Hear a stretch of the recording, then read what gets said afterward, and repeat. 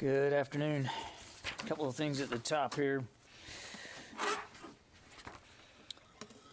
So look, as we headed into the weekend, I thought it would be helpful to just give you a brief update about where things are with respect to the military support to the State Department in Afghanistan. And I want to say at the outset, and I probably should have said this yesterday, you guys know that this is a planning organization. That's what we do here. And planning for these sorts of contingencies is not unusual.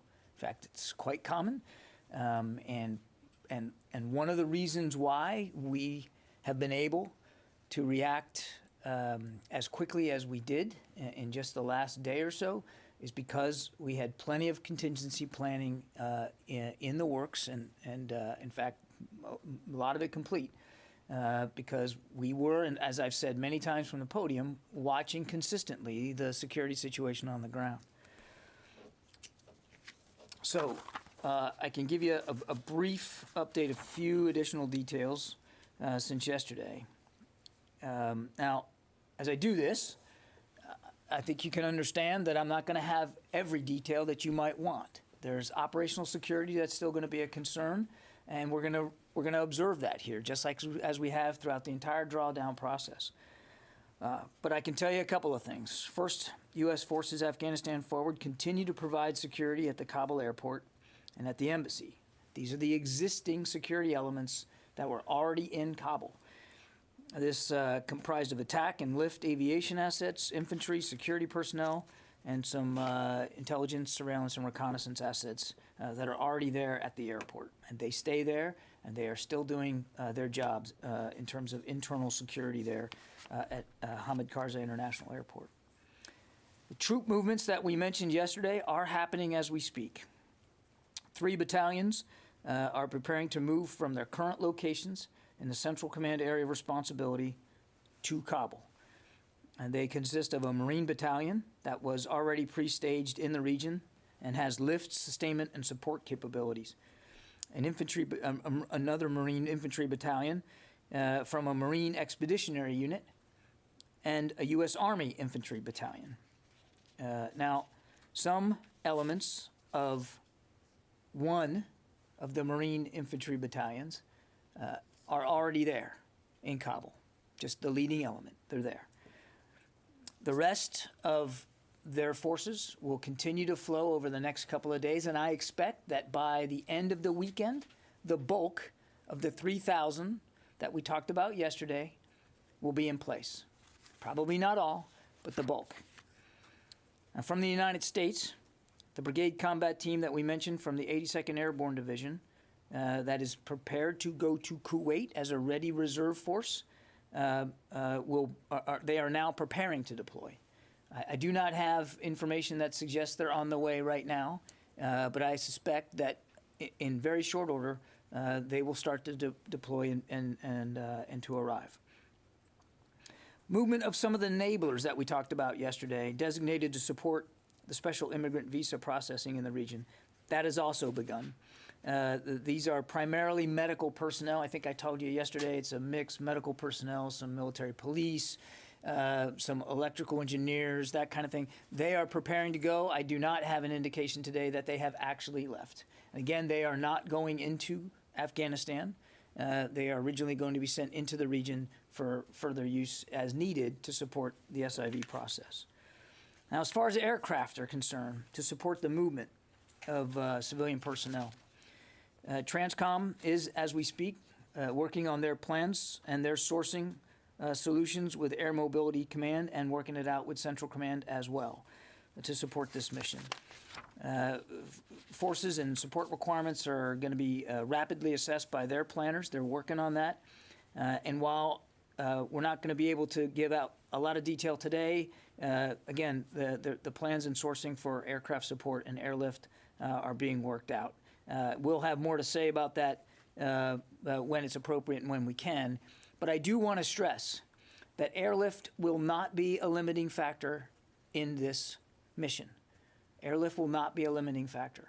And as I said yesterday, it's not all going to be military aircraft that are used. There are Hamid Karzai International Airport is still open. Commercial flights are still going in and out, it doesn't. I don't want to convey the sense that every lift of every individual is going to be done on a gray military aircraft, though they will be made available to support. And as I said, it's not going to be a limiting factor. And then finally, I just want to foot stomp something I said yesterday. This is a specific, narrowly focused, tailored mission to help with the safe, secure movement of the reduction of civilian personnel in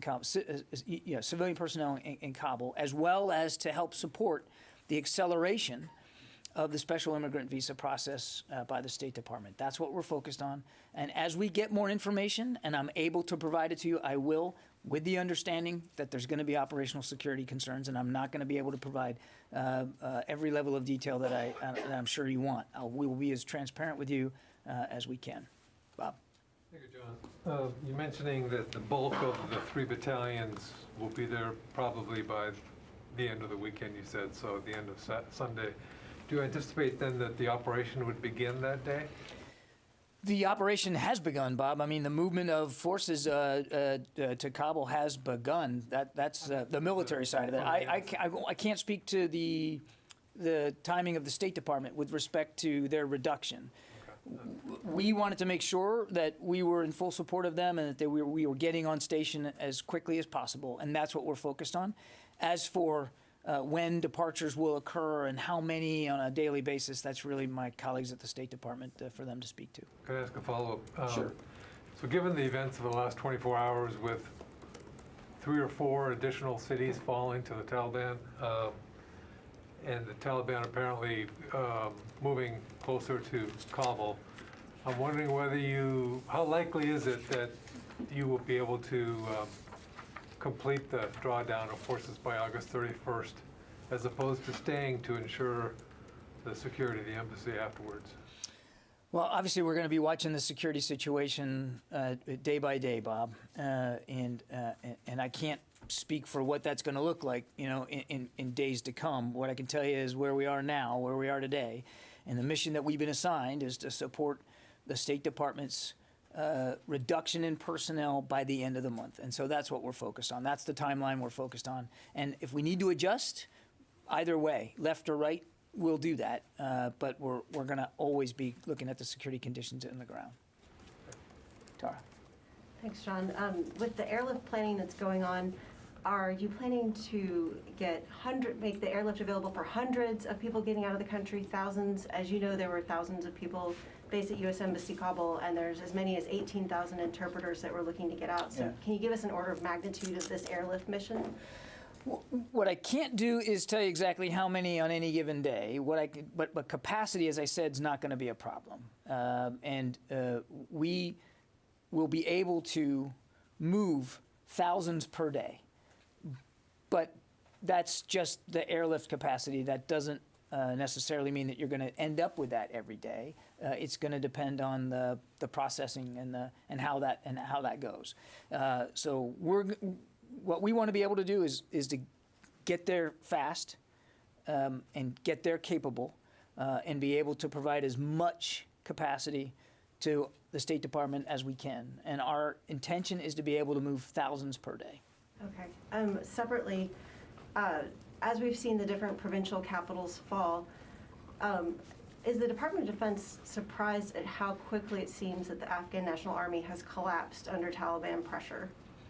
We are certainly concerned by the speed with which the Taliban has been moving. As we've said from the very beginning, that this is and it still is, a moment for Afghan national security and defense forces as well as their political leadership. No outcome has to be inevitable here. I'm not going to speculate about surprise. We're obviously watching this just like you're watching this and seeing it happen in real time, and it's deeply concerning. It's, in fact, the deteriorating conditions are a big factor in why the president has approved this mission to help support the reduction of personnel there in Kabul.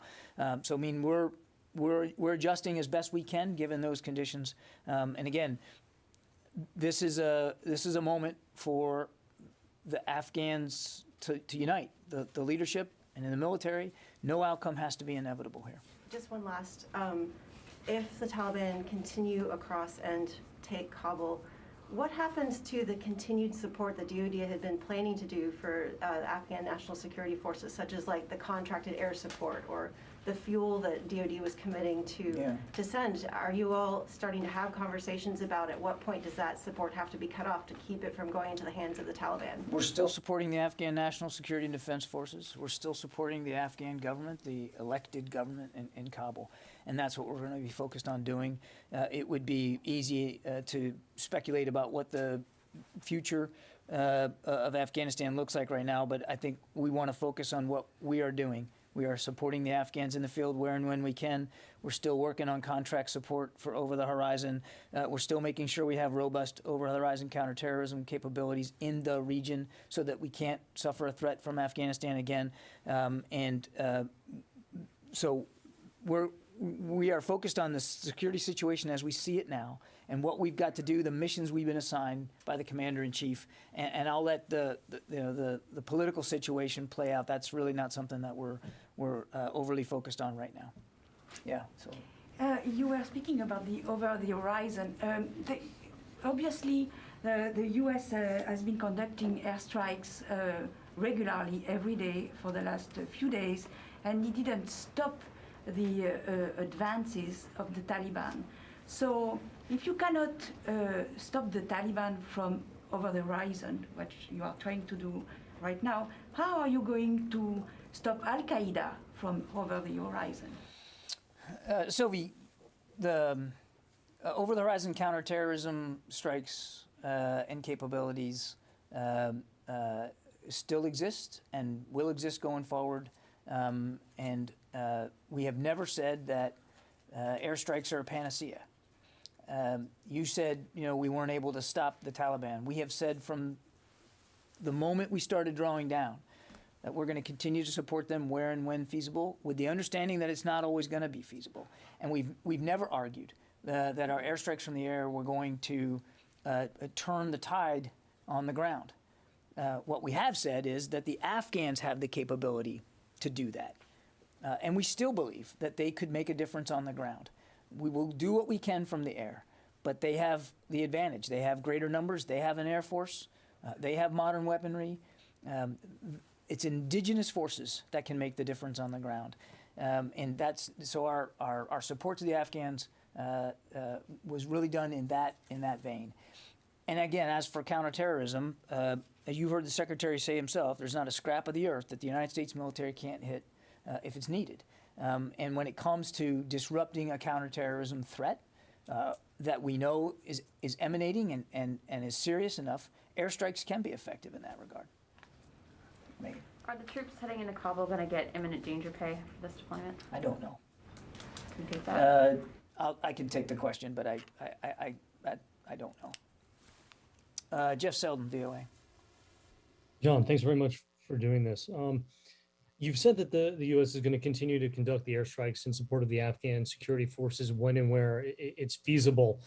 But with the focus now on the battalions that are heading into Kabul to secure the embassy, the airport, and facilitate getting the civilians out, how much is that going to lessen the availability of airstrikes for Afghan security forces? And also, following up on what Sylvia asked, given that U.S. airstrikes didn't seem to deter the Taliban in other areas, how much concern is there that they won't be scared of potential U.S. airstrikes if they decide to move on Kabul and U.S. assets or personnel there? Well, I'm not going to speculate about moving on Kabul, and I've never talked about future operations. I'm not going to start doing that today, Jeff. But to your other question, the kinds of support that we are providing and able to provide Afghan national security and defense forces in the field, those authorities still exist, those capabilities still exist. And General McKenzie can use those capabilities to the degree that he sees most fit. that is a separate and distinct set of missions than what we have now been ordered to do in terms of helping with our State Department colleagues reducing the size of their footprint in Kabul. And so those are two separate sets of authorities and capabilities, and I think that's about where I'll leave it. Yeah, Court. You said a couple of times that you're concerned with the speed with which the Taliban has moved, but I think the big question is not the concern about the speed, but surprise. So again, I have to ask, is the military or the Pentagon or the administration or everyone surprised by how fast the Taliban has been able to move through parts of the country? Courtney, we saw the Taliban making advances even before the Biden administration came into office. We saw the Taliban making advances at the district level before the president made his decision. Not like we're seeing now. This is a different ballgame in the last week or so. So, I mean, these specific gains, taking these major cities like Kandahar, Herat, Lashkar-Gah looks like it's fallen. I mean, has that caught the military off guard, the speed with which they've been able to do it? We have been watching this from a very early period, right after the president gave us the order to draw down. We certainly have been watching what the Taliban is doing. We have noted, and we have noted with great concern, the speed with which they have been moving and the lack of resistance that they have faced. And we have been nothing but honest about that. And I think I'll leave it there. What about the lack of resistance that they may face in Kabul? Is there a concern that the Afghan military will not fight for Kabul? That's a question for Afghan leadership to determine for themselves. Obviously, as I've said from the beginning, we want to see the will and the political leadership, the military leadership that's required in the field. We still want to see that, and we hope to see that. But whether it happens or not, whether it pans out or not, that's really for the Afghans to decide. Orrin. You've said here many times that Afghanistan cannot and will not become a base from which to launch attacks against the U.S. homeland or its allies. Does the speed of the Taliban advance shake your confidence in that statement? No. Steve from military.com. Hi, thanks for doing this. Are any additional Air Force squadrons or aircraft heading to the Middle East for this? And then could you also speak to any of the rules of engagement troops on the ground will have? I have nothing to announce or speak to with respect to additional Air Force assets. I've told you, I've given you pretty much the laydown of exactly what we're sending to support this movement. That said, I also said, in fact, I meant it in my opening statement, that there will be airlift provided. Clearly, there's going to be an Air Force role here with respect to airlift. But in terms of combat aircraft, I know of no such moves to do that. And as I said, I've laid out for you now twice what the movements would be, and I'm not going to speak about rules of engagement. We never do that from the podium. David.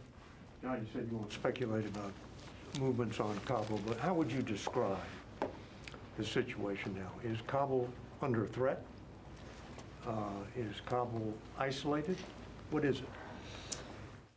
Right now, without getting into a battlefield assessment every day, I don't want to do that. But Kabul is not right now in an imminent threat environment. But clearly, David, if you just look at what the Taliban's been doing, you can see that they are trying to isolate Kabul. Now, what they want to do if they achieve that isolation, I think only they can speak to. But you can see a certain effort to isolate Kabul. It is not unlike the way they've operated in other places of the country, isolating provincial capitals and sometimes being able to force a surrender without necessarily much bloodshed. Again, I can't speak for what their intentions are. What I can tell you is that we're taking the situation seriously, and that's one of the reasons why we move these forces, or we're moving these forces into Kabul to assist with this particular mission, because we know that time is a precious commodity here. Is it isolated now? I don't want to get into a specific intelligence assessment on the battlefield. I just don't want to do that. But clearly, from their actions, it appears as if they are trying to get Kabul isolated. Lucas. Let me try it this way. The main arteries going into Kabul. Again, I'm not going to get into a conditions on the ground assessment every day about avenues and lines of communication. except to say it certainly appears that the Taliban is trying to isolate the city, and they have, throughout this last few weeks, you've seen it for yourself, taken over border crossings, taken over highways and major intersections to control lines of what we call communication and lines of revenue and those kinds of things. I mean, but I can't speak and I won't speak specifically to what the situation is in Kabul right now. John, many times this week you've said the Afghan forces had the advantage. What proof can you offer as the Taliban have taken over now vast majorities of the country and they've now surrounded Kabul? That the Taliban have moved with the speed with which they have, and that the resistance that they have faced has been insufficient to stop those, to check those advances, does not mean, Lucas, that the advantages aren't still there. You have to use it. You have to be willing to apply it. Makes sense, John. Yes, if you're it saying does. that they have all the advantages as they're getting crushed on the battlefield, it makes no sense to say they have the advantage. The Taliban appear to have all the advantages right now. Lucas, I appreciate the effort again. They have greater numbers. They have an Air Force, a capable Air Force, which, oh, by the way, is flying more airstrikes than we are every day. They have modern equipment. They have organizational structure. They have the benefit of the training that we have provided them over 20 years. They have the material, the physical, the tangible advantages. It's time now to use those advantages. Is the U.S. military prepared to evacuate all Americans from Kabul and help close the U.S. Embassy in Kabul if the State Department requests it? Our mission right now is to help the State Department reduce their personnel, their civilian personnel in Kabul, and to assist with their acceleration of the SIV immigrant visa process, the special immigrant visa process. That is what our focus is on right now. How close is the U.S. government to closing its embassy in Kabul? You'd have to talk to my colleagues at the State Department. They get to decide that. They have made it clear, though, that as of today, they are reducing, not eliminating, their diplomatic presence in Kabul. We are simply helping them support that reduction. And after a night of sleeping on it, are these 3,000 U.S. troops going to Kabul? Is this a combat deployment? I didn't sleep on that question, Lucas. I thought I answered it pretty well yesterday. You did, hold on, you did answer it, John. John, these soldiers and Marines that are fully kitted out, putting on night vision goggles, landing in Kabul, taking positions at the airport, they're going to a combat zone, are they not?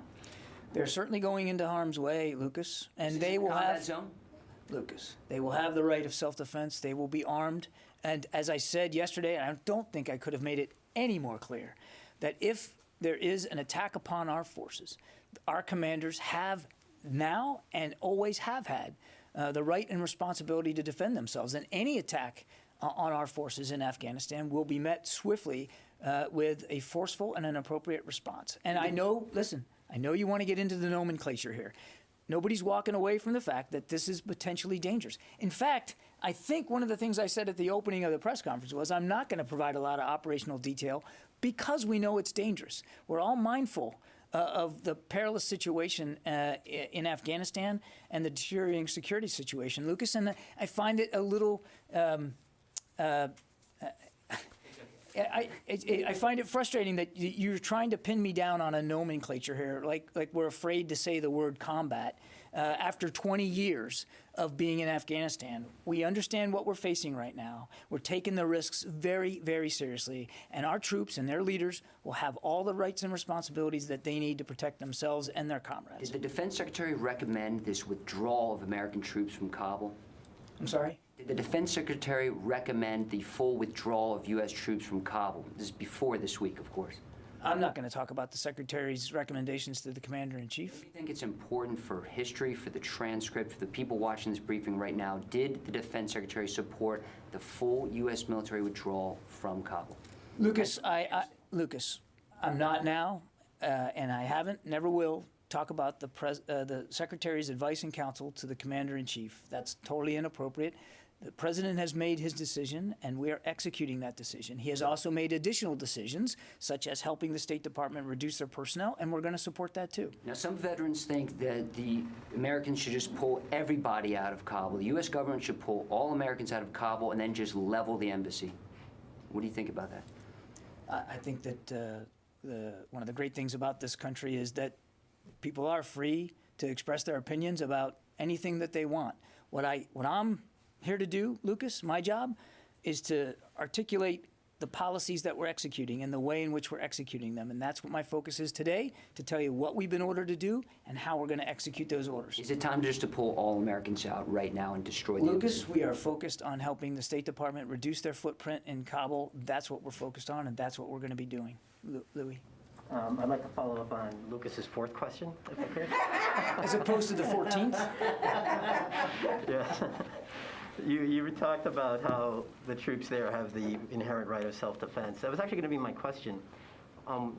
There's a tactical purpose for sending these troops there, which you've described in very general terms. I know you don't want to get into specifics. But is there a secondary effect that you're having by sending these troops there into Kabul, which is sending a message to the Taliban? These troops are here. Don't attack us. We're here to carry out our mission. And at the same time saying, we are here to support the government of Kabul. Don't attack Kabul. Are you suggesting that there's a contradiction there? No. I'm trying to ask, is there a messaging intention as well by sending these troops there as well? I understand the primary mission there is to do this, protect the forces, protect the Americans and the Afghan interpreters and their families as they leave. But at the same time, is there a secondary effect that you're gaining by sending these troops there, which is to message the Taliban, don't attack us while we're doing this? The main purpose for these troops is to conduct this particular mission. And as I said yesterday, the Secretary made his decisions based on based on prudence, to make sure that you have what you need and that you have reserve if you need reserves, because we don't know exactly how the situation's going to unfold. It's not, he didn't choose these units or this approach to send a message. He chose these units and this approach to accomplish a mission and to make sure that he had enough capability and capacity to do it safely and in an orderly fashion. That said, and I've said this now three or four times, if these forces are attacked and threatened, we have the ability, the right of self-defense, and we will respond in a forceful and appropriate way. And just one quick follow-up. We've talked about the troops from the 82nd Airborne going into Kuwait that could be on standby if needed. Is their mission going to be, if they are needed, exactly like the ones from the 3,000 that will be arriving by the end of this weekend? Or would it be something different? I'm sorry, say it again? Sure, no problem. The brigade, the BCT, headed to Kuwait. Yeah. Is their mission, should they be called upon, are they going to be doing exactly what the 3,000, the 3 battalions arriving in Kabul by the end of the weekend? Or is there some thinking that maybe they might do something else? They're a ready reserve force that we would have available to us should they be needed for any number of security missions. And again, I couldn't begin to speculate right now what those missions would look like. But they will have capabilities that are commensurate with the infantry battalions that are going to Hamid Karzai International Airport over the course of the next few days. Thank you. Thank you. Question is that Pakistan is blaming now again U.S. for the crisis in Afghanistan, and also Prime Minister of Pakistan, he said he already endorsed the Taliban government in Kabul. And finally, if any country in the region, including India, asks U.S. help in this mission of evacuation? I don't know of any other nations involved in this. I mean, these are sovereign decisions that nation states have to make. As I said yesterday, should we be asked to support any movement by our allies and partners, we can do that, and we will do that. I don't know of any, but I don't know of any such requests or such requirements. And look, just broadly speaking, what we said before is any of Afghanistan's neighboring nations, and any nations in the international community that that believe they have or want to have a stake in the future of Afghanistan, we simply would urge them to act in ways that helps lead to those kinds of better outcomes for the Afghan people, and to help us continue to pursue a negotiated political settlement. Dan Lamoth. Thank you, John. You said yesterday that you thought this was the right time for this mission. Lawmakers from both parties, lots of nonprofits, lots of Afghans would say that the right time for this mission with SIVs was actually back in May or June. Can you square those two things? Why did it take so long? Thank you. We've said for quite some time, Dan, that we know we have a moral obligation to help those who helped us, and that we were ready, willing, and able to support efforts to move special immigrants, people applying for a special immigrant visa out of the country and to locations, and we have met that obligation.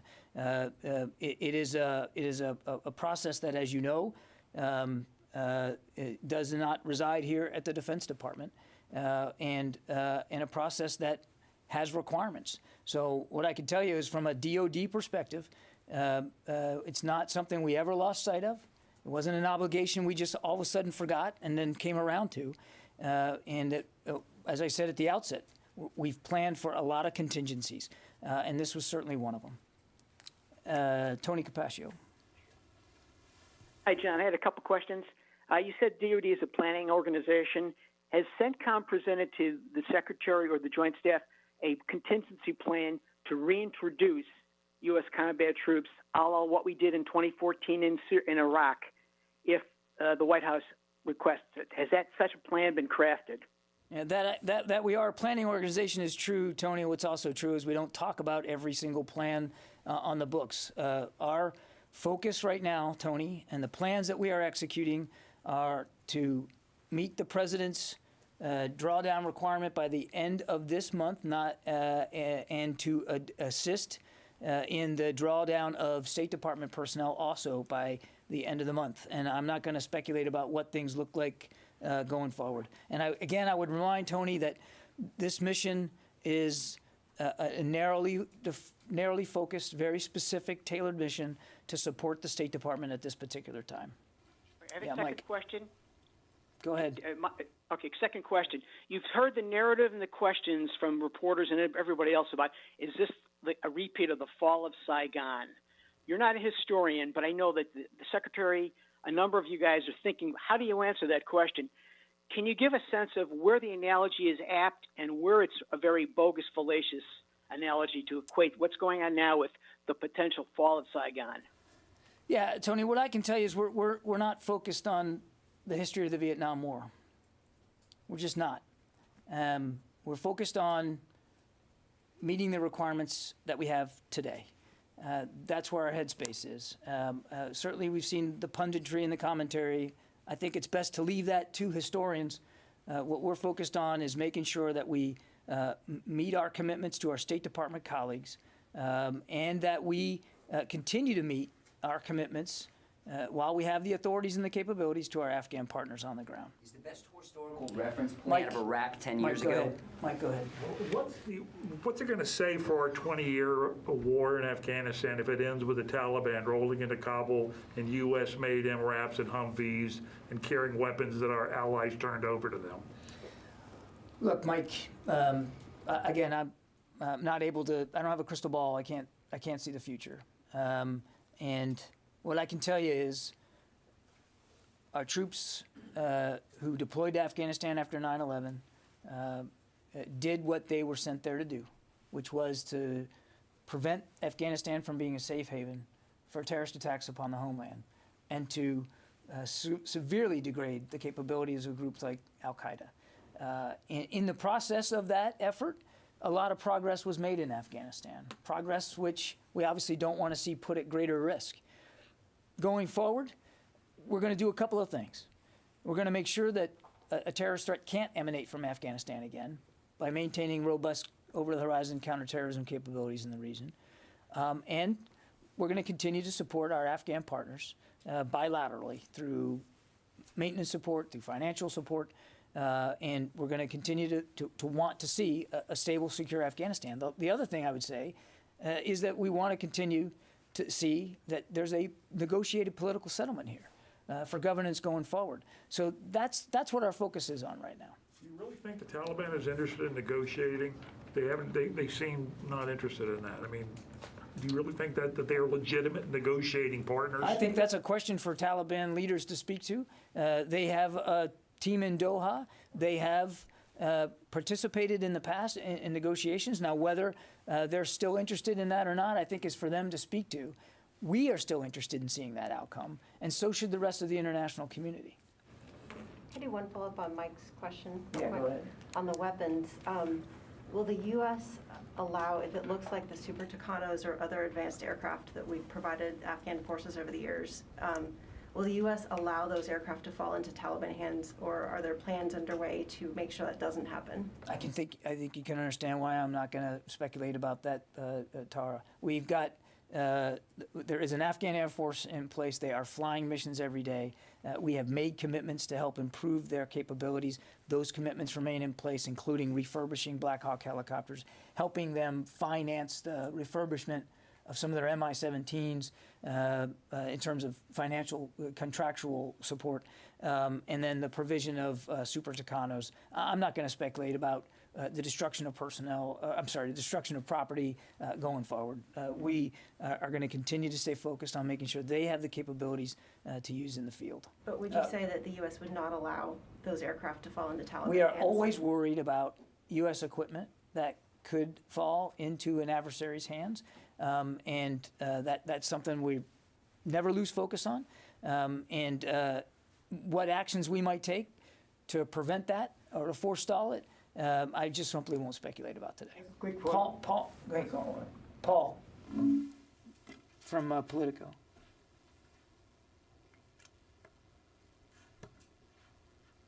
Okay, I guess Paul's not there. Jeff Shogel. Thank you. I just wanted to clarify something you had said earlier. You said with the airlift, the military will be able to move thousands of people per day. Were you speaking specifically about Afghans? So should I say, John Kirby said the military will have the ability to move thousands of Afghans and their families per day? Jeff, I think you can surmise that when I say thousands of people, that would include a population of Afghans, of course, that are being processed through the special immigrant visa program, including their families. Okay, that's about it for today. Thank you. Thank you very much. We're all set. We're all set.